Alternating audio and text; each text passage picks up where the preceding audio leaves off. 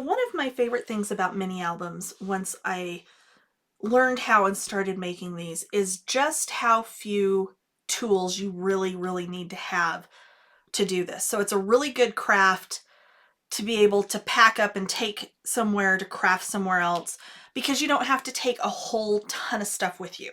So the basic tools that you'll need for most mini albums, you're going to need a paper trimmer. This is, of course, the Fiskars paper trimmer with the little bar that folds out to 15 inches. It goes to, 12? Probably 13 inches in height. The Fiskars one, especially if you're new, is kind of nice because it's got a little guide wire in here. And I don't know, I can't really get to where you guys can see that. Oh, you can kind of see it there.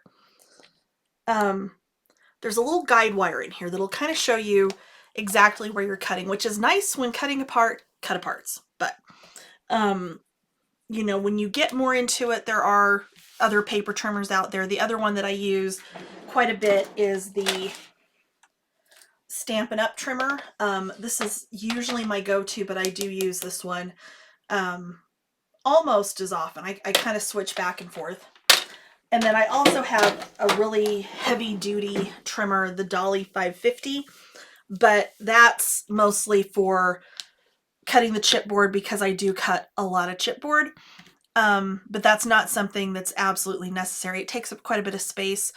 So for just basics, beginners, starting mini albums, full-size paper trimmer. You will also want a scoreboard. Okay, this is the Caterpillar Crease. I really like this one. It's kind of got a clear underside because Caterpillar makes like a light board that you can set this on top of, and you can see through your, you know, the light will come up through your paper just enough to be able to see where you're really scoring, which is really, you know, when you get more into it, it's nice to have. But just to start with, a scoreboard. This one, of course, comes with a scoring stylus.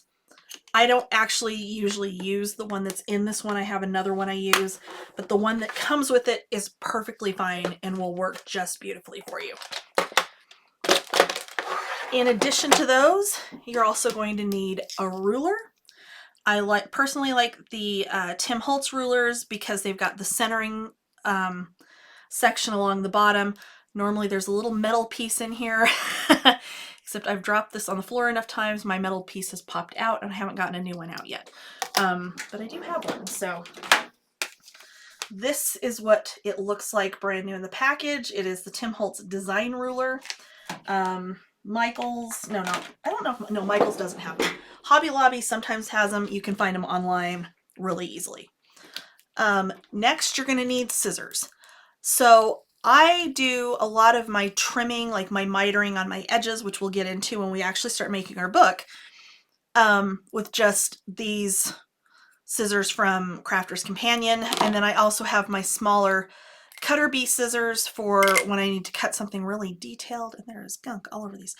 And then for fussy cutting, which we're not going to get into that. That will be a later video, but good scissors. A bone folder. This is a Teflon bone folder that I got from Maker Forte. There's lots and lots of different bone folders out there. I don't happen to have any other on hand at the moment to kind of show you a couple of other options, in part because this is the one I use like 99% of the time. This is good to help crease your paper. It can help you get the backing off your score tape on this little, you know, more flat end, but you want a good bone folder. And then, aside from your chipboard and your paper, you want adhesive. So, with my albums, I use a combination of score tape and art glitter glue. And I know my bottle is like completely hammered, but that's okay. Art glitter dries clear, it dries quickly, it holds like nobody's business. I use this when I'm putting in flaps, when I'm wrapping my chipboard, and primarily this is my primary go-to adhesive. I also use score tape. So when making our album cover, I do like the score tape sheets, or honestly, I prefer the rolls of score tape. These are a lot pricier than the sheets are, but I usually can get quite a bit, quite a few albums out of one of these rolls before I run out.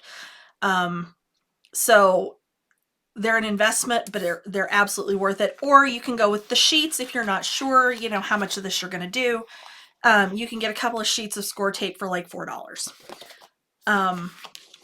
And then this is 1/4" score tape, and I use this again when wrapping my chipboard to make my album base.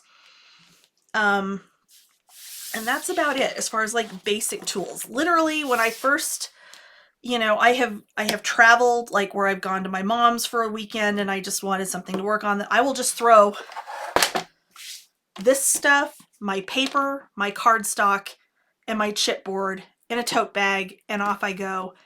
And it's all I need. And I can get through an entire project, maybe short of like embellishments. If I have flowers or something, I wouldn't put those on till I got home anyway. But this is it. This is all you need to make mini albums. So next up, we will be starting on our cover for our album.